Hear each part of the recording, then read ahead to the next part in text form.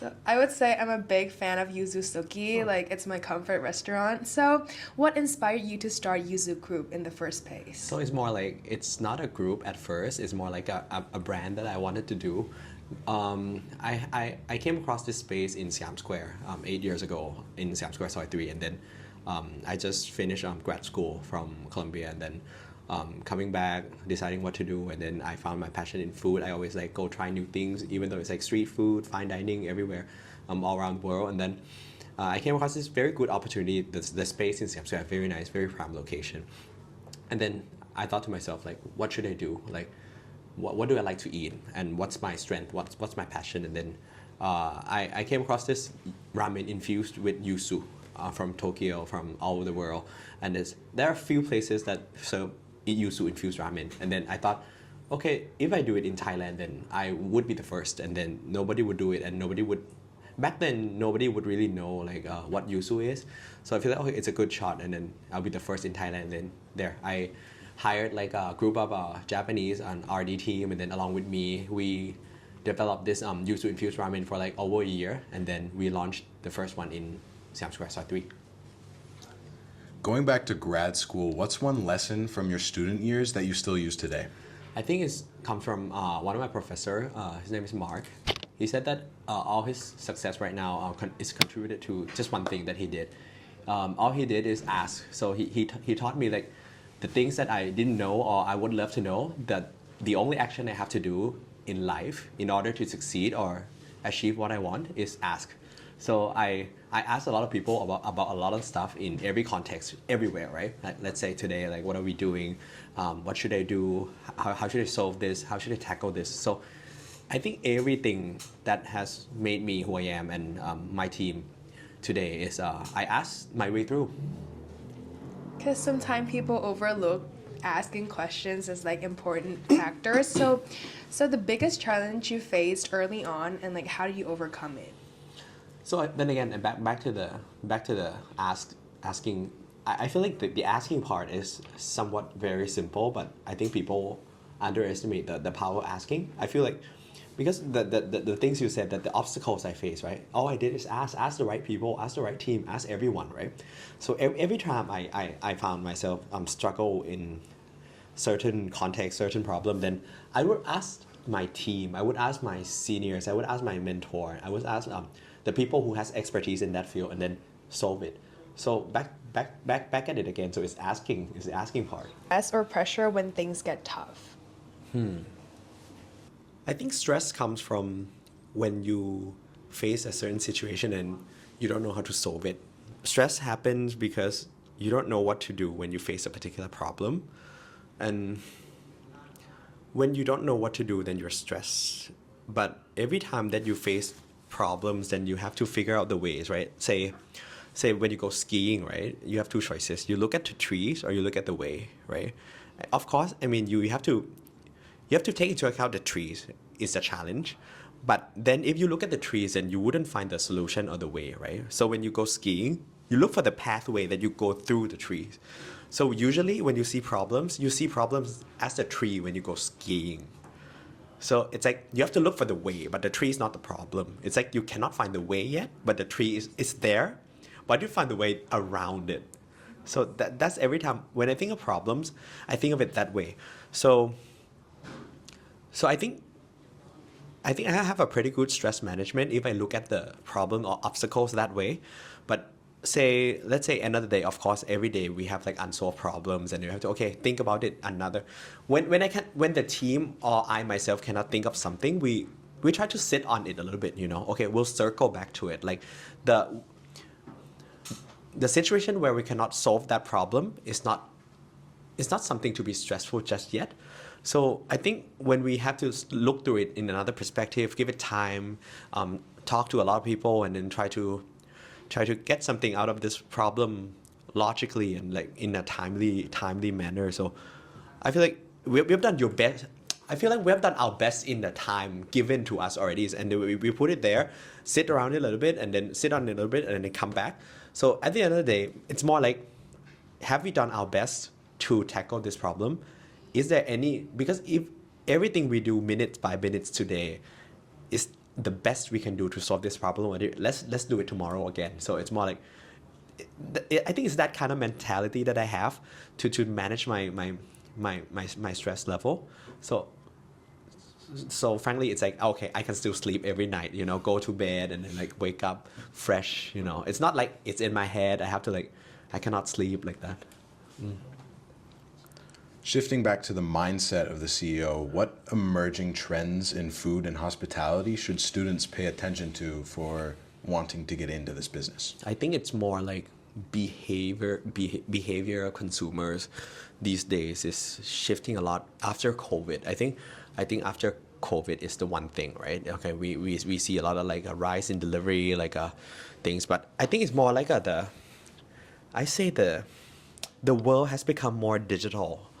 The world has become stagnant with data online. I think we have every.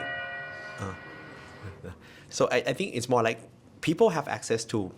I think you have to bear with me for this. It's more like I feel like people has been exposed to more like a monitors, like laptops, mobile, a lot. Everything has become so digital, and then we are overwhelmed with data, like graphics, illustrations, animations, movies. Everything is around us. Everything is digital already, right?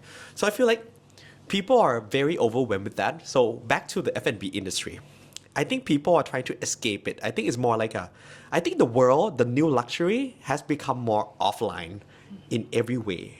Say, I think even in restaurant, like people don't, when people eat, I feel like it's more like a time to relax, a time to wind down, right? So in terms of menu, even the food, even the interior, everything, I think everything has to be simplified in the next 3 to 5 years. I think we see a lot of, minimalism in terms of interior, or even like simplification of menu, or even the names, or even the SKU of menu presented. You see a lot of brands right now that, the brand that thrives right now is not the brand that has a full-scale restaurant. Okay, full-scale restaurant is mainly for family dining or whatever, but I think people now, behavior change. People want something quick. People want something simple, quick and simple. Simple, not just the food is simple. SKU has to be very small, like easy to decide. If this restaurant sells chicken over rice, they sell chicken over rice.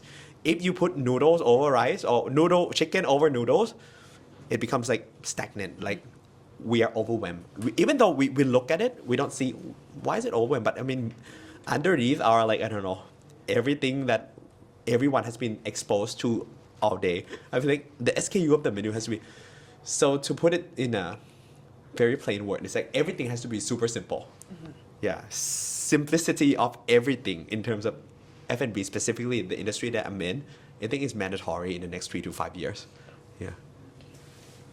So what is one mistake young entrepreneurs should avoid? Over-invest in things.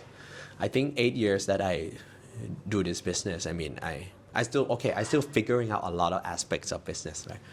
I feel like people try find finance. I think when we do business, we have only one aim, right? It's like if we do business, we set up a company, the company function is to make profit, right? To make profit is revenue minus expense is profit, okay, whether it's marginal, net, or whatever. But then if that is the business is created for, then the investments that people like a young generation, or even me back then, even like a year ago, right, we tend to overinvest in a lot of things that shouldn't be invested in, right? So you have to prioritize like the investment. Okay, the F&B specifically, how do you like invest in interiors, right? Take like sound system, like raw material and everything. Do not overinvest. I feel like people are like, okay, we want the best one, we want the good one. Okay, this is my first project. Let's do this way. I want this exact table. It's expensive, but I want it. This and that. Prioritize things a little bit. Do things that matters to your business and can generate the most revenue. That has to make sense in the way. What's a practical first step a student can take to start a project or business? I think everywhere. I think right now, I think online. I think online would be something that everyone has to tap into. I think at this digital age, I think everything is possible.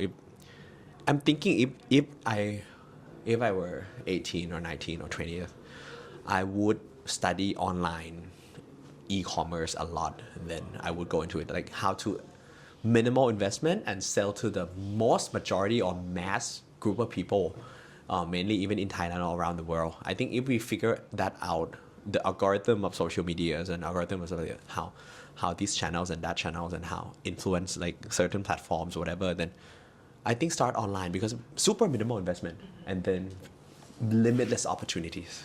Yeah. I see lots of people living right now and selling stuff, and it's actually booming quite a lot. So, if you could give one message to students dreaming big, what would it be?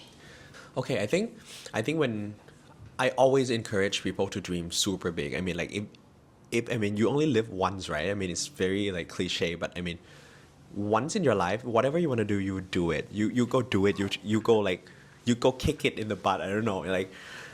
But big, the size of the dream, I have to really emphasize on this. No one, your dream cannot be compared to others people's dream. Say, for example, say your dream is grow 1 million trees in your lifetime, right? And stay in a cave with like your family, right? That's your dream, right? If you can achieve it, you do it, bravo, good for you.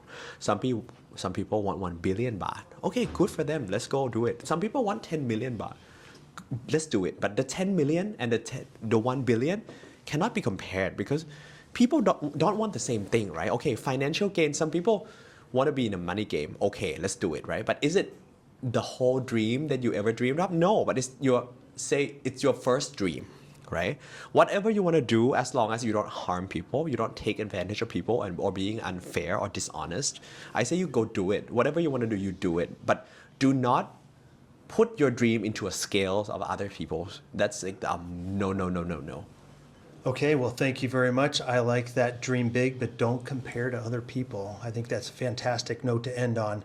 Mr. Min, thank you again for being our guest today and for sharing your time and insights with us.